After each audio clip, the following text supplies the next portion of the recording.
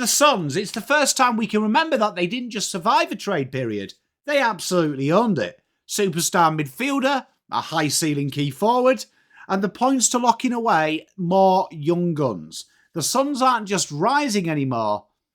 It's midday.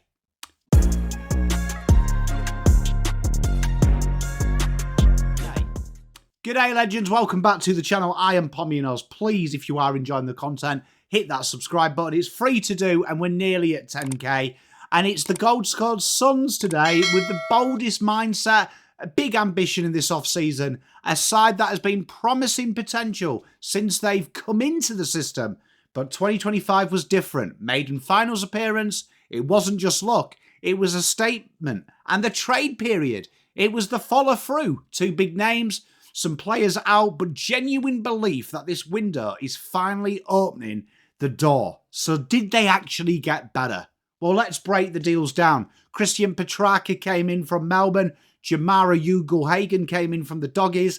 They did lose Boldest, Ainsworth, Florini, Flanders, Rosas Jr. But despite all that movement, their best 22 somehow is stronger on paper, and the future is incredibly bright. This wasn't just tinkering, this was a transformation from finals to we're in the window. So let's start with the blockbuster name there, Christian Petracca. He isn't just a good player, he is one of the best when he's fit. Norm Smith medalist, a match winner, the kind of personality that drags standards upwards into the skies. He walks into the midfield that is already hosting a Brownlow medalist in Matt Rao, Noah Anderson a captain, Humphrey, Miller. Suddenly that's a group that can go toe-to-toe with anyone in the competition. Petracca's ability to burst forward and hit scores makes the midfield absolutely terrifying. It's depth, power and presence all in one. And the price, yeah, it stung. They gave up a couple of first-rounders. But when you've got a list full of elite talent and an NGA that just keeps popping out superstars for banter, it's time to go for it. Then came the wild card, Jamarra Ugle-Hagan. The talent that shouldn't be questioned but has. This guy is an elite athlete, big game temperament, can change games. The last 12 months though have been turbulent. Gold Coast has to back in its culture and hope that Damien Hardwick can work his magic. He's worked with players before and he's made some clear ground rules on this one. Buy in or move on. It's the perfect environment though for me for him to start his redemption arc. In pure footy terms, he is the perfect foil to go with Ben King. Adding Jed Walter in that, Ugle-Hagan up and running, he is a 50-goal forward for almost peanuts. That is worth the gamble. They did chase Charlie Curnow, but they've got a guy that can reach his ceiling for a fifth of the price.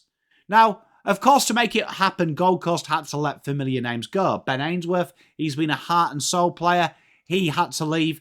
Florini, Flanders, the depth obviously had to be tested. Boldest and Rosas offered speed, but they are replaceable. None of them are irreplaceable, and that's the key point for the Suns.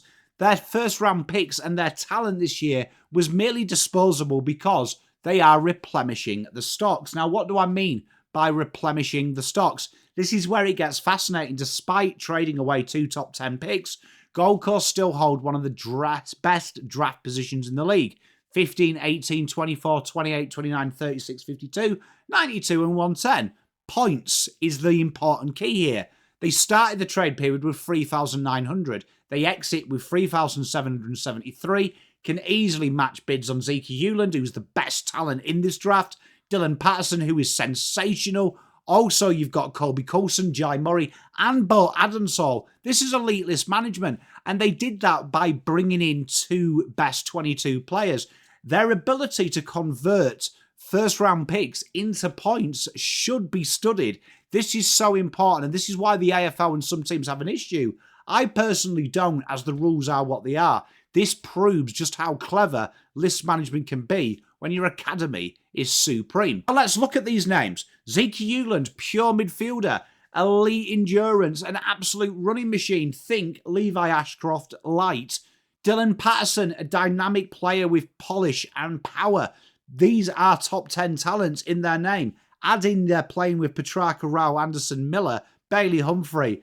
They've got a lot. of players rotating through there. And that's before we come on to players like Bo Adensole, Jai Murray. Their depth is off the charts. This isn't the Gold Coast of 5 years ago. This is now a conveyor belt of talent. And the two Queensland sides could be in an era where it's a jalopoli. Now, what makes this work is balance. Gold Coast didn't just bring in stars, they've got a strong spine. Ben King at full forward, Jed Walter beside him, Ethan Reid showed signs, Mac Andrew, an athletic tall, add in Ugle-Hagan, that is crazy. Down the back, Sam Collins is ever reliable. You've got Will Powell there. Then you add in Newland, Patterson, that's insane. Sam Closey has been a revelation off halfback in the wing. Every line has a star and a project, and that's how sustainable contenders are built. Now, you can't tell this story really without mentioning Dimmer. In the seasons he's been there, he has developed the Suns from a developing side to a destination club and a team that has purpose. Players want to play with him. He's implemented a ruthless accountability, a slingshot defence. You work, you defend, you compete. And that's exactly what this group needs. Dimmer steering the ship, adding Petracca and Ugle-Hagan. They're culture statements. They are a real big chance of taking this thing out next year. They're one of the few teams that can run with Brisbane on paper. Now, did they get better? Yes, brilliant off-season. This version of Gold Coast is the version that I think the AFL wished they had at the start. They didn't just recruit for talent, they recruited for identity and the now. Petracca gives them leadership, big game mentality, finals experience. Ugle-Hagan gives them unpredictability and excitement, and that academy is long-term security. They've gone from promising to powerful, and in 2026, anything less than a prelim, for me, is a major underachievement. For the first time, you can say it with confidence. Gold Coast, the sun has risen. They are in premiership conversation. The list is stacked, the culture is real, the future is bright. The Suns didn't just get better, they've started something better. If you like this video, please make sure you like and subscribe. Give me your comments. Where do you think Gold Coast will finish next year? And will they be the first franchise side to win the flag? Let me know. As always, love the discussion. See you next time. Toodle pip. Pom out. Spent all my life holding all of it closely. I played it in a sense, a feel of discontent.